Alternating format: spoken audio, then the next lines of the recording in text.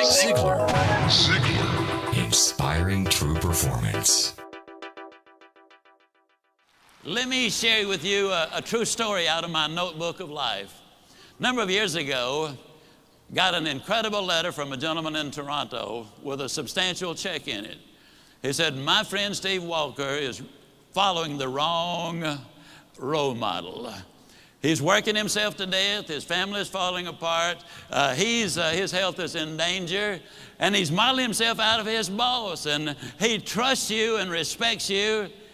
If you will give us 1 hour, I will fly him to Dallas and give you this check. Wouldn't you love to have a friend like that? I sent the check back and I said, come on down. Steve and I had quite a little talk. And in our talk, I asked him why he had such a role model. What about this man that made him so completely important in his life? And he said, well, he's the most successful man I have ever known. And I said, well, Steve, what do you call success? Now, it took several minutes for him to go down the list.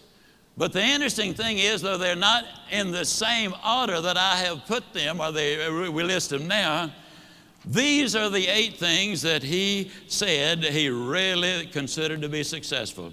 If a man was happy and healthy and at least reasonably prosperous and secure, if he had friends and peace of mind and good family relationship and the hope that the future is going to be better, he said, I'd consider that man as successful.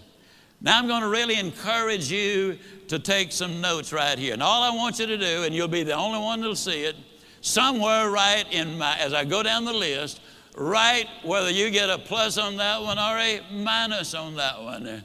You'll be the only one to see it, but it might be an eye-opener. You see, most people never dare to evaluate really where they are. And you got to know where you are before you can really determine your chances of getting what you really want out of life. And so I said to Steve, I said, I understand that your boss is very important to you. You consider him to be successful. When he finally got through with the identification, as I said earlier, these were the 8 things that he said, I think that's important for success, to measure success. I said, well, Steve, let me ask you now, as far as happy is concerned, tell me, how happy is your boss? He said, oh, I don't think he's happy at all. I said, why not? He said, well, I've never heard him laugh, and he seldom smiles, and besides that, he's got ulcers. I said, well, do I give him a plus or a minus? He said, oh, you give him a minus. Please grade yourself as we go. This is so important for you.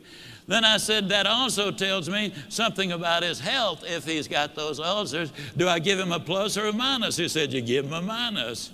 I said, that also says something, Steve, about his peace of mind, because you don't get ulcers because of what you eat, but what's eating you. I said, do we give him a plus or a minus? He said, we give him a minus. I said, Steve, I've asked you one question about what success is, what balance is, what's important to you. One question, and your boss comes up with 3 minuses. I said, tell me how prosperous he is. He said, man, he's got money running out of his ears, and he's getting more every day. I said, we give him a plus on that one, don't we? He said, we sure do. I said, how secure is your boss? He said, well, he's as secure as money can make you.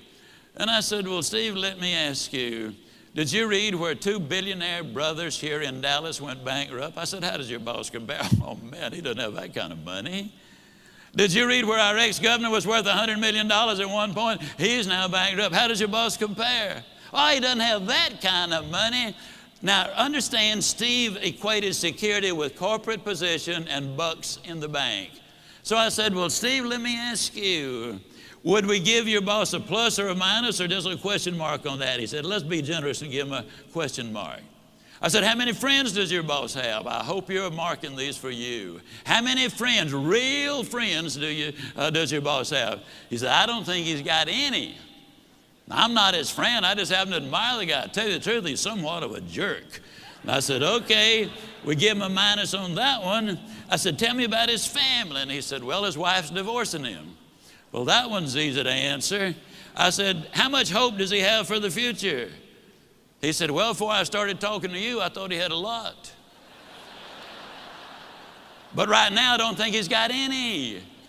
Why did that statement come forth? Because for the first time, he had evaluated it. That's what we need to do. Evaluate where we are. Are we investing our time properly, using our resources properly? What will the end results be? Well, then I said to Steve when that was over, we give him the minus there. I said, Steve, of the 8 things that you consider marks of success, he gets 1, 2, 3, 4, 5, 6 minuses. He gets 1 plus and 1 question mark. I asked Steve a question. I'm going to ask you the same question. Steve, would you swap places with your boss right now, knowing what you know? He looked at me kind of stunned. He slowly rose to his feet and said, no, I wouldn't. Would you? Ziglar. Inspiring true performance.